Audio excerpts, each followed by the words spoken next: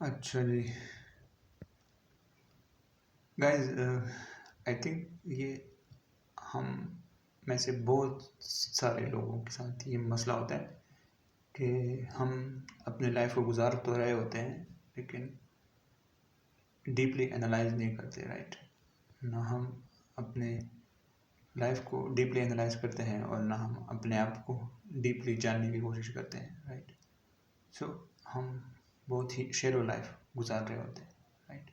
Time इस तरह गुजर रहा होता है, राइट।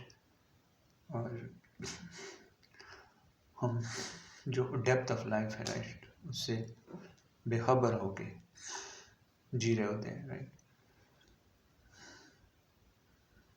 हमें किसी तरह से अंदाज़ा भी नहीं होता कि लाइफ को हम डीपली लिव कर सकते हैं, राइट।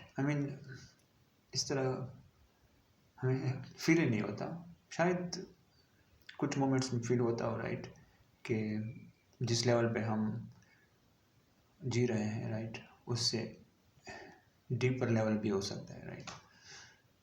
सो लेकिन ये जो एहसास है, राइट, ये बहुत ही कम हैपन होता है, राइट, लाइफ में, ठीक है।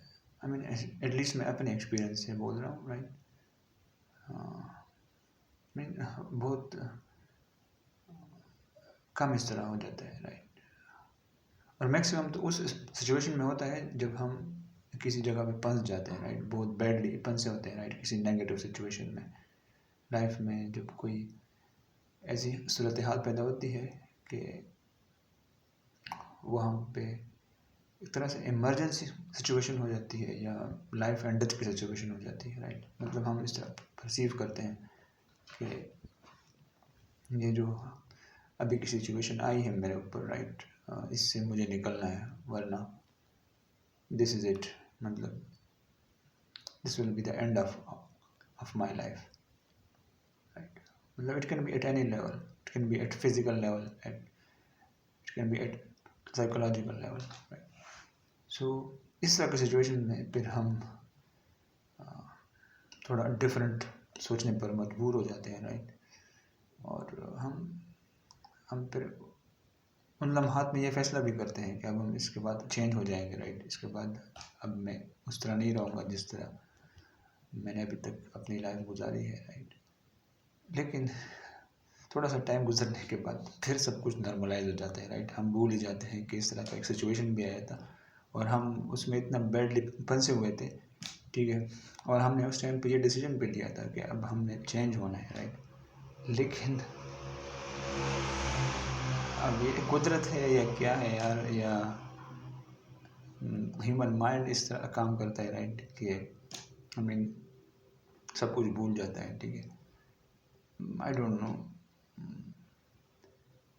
whether this is intended by the nature for us, right, या फिर इसमें हमारी सुस्ती होती है या काहली होती है, आलस जिसे कहते हैं।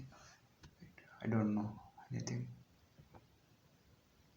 मे बी हमारी टाइमिंग अभी पूरी नहीं हुई, राइट। मतलब हमारा वो टाइम ही अभी नहीं आया हो, राइट। इसलिए हम फिर भूल जाते हैं या हमारा माइंड उस सिचुएशन को भूल जाता है और हमने जो डिसाइड किया होता है उस सिचुएशन में उसको भूल जाता है, राइट। सो इस तरह लाइफ गुजर रही है, राइट।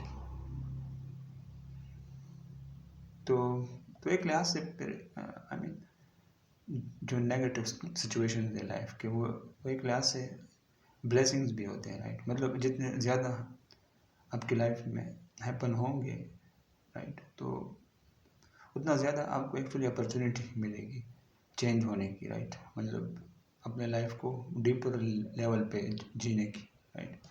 कि आप अपने आप को एनालाइज कर लें, राइट। अपनी लाइफ को एनालाइज कर लें कि आप जिस तरह लाइफ गुजार रहे हो, राइट, उससे डीपर हो सकती है, उससे हायर हो सकती है, राइट। तो मेरे ख्याल में जो नेगेटिव सिचुएशन है लाइफ की, मतलब जो परेशानियां हैं, राइट, जो मुश्किलात आती हैं, चैलेंजेस, राइट, वो एक तरह से ब्लेसिंग्स इन डिस्गाइज होते हैं, राइट, जो कि आपको अलग तरीके से, आई मीन डिफरेंट तरीके से या फिर नए तरीके से जीने पर मजबूर कर देते हैं, राइट। सो आई थिंक फिर मैं यही कह सकता हूँ कि हमें इन सिचुएशंस को वेलकम करना चाहिए, राइट। मतलब हमें इनको पुश बैक नहीं करना चाहिए। जब ये आती हैं, राइट, हमें ऑफ कोर्स इसके लिए क्रेव भी नहीं करना चाहिए कि ये आ जाए, राइट। हम इसको मतलब डेस्परेट होकर इनवाइट करना चाहें, वो भी ठीक नहीं रहेगा। लेकिन जब आ जाए तो हमें फिर इनको पुश बैक नहीं करना चाहिए, right. We should be with them 100%। So इस तरह से शायद फिर कोई ट्रांसफॉर्मेशन हो जाए, राइट। लेकिन हाँ जी,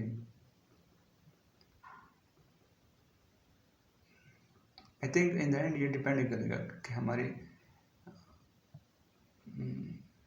डेस्परेशन कितनी है, राइट, चेंज होने के लिए, राइट। हम इस बात के लिए कितना राज़ी हैं, राइट, कि हम चेंज हो जाए, राइट। तो उस पर ही अल्टीमेटली निर्भर करेगा कि हम फिर जो डिसाइड कर लें, राइट, उसके साथ फिर चले भी जाएं 100% with all of our mind and all of our heart.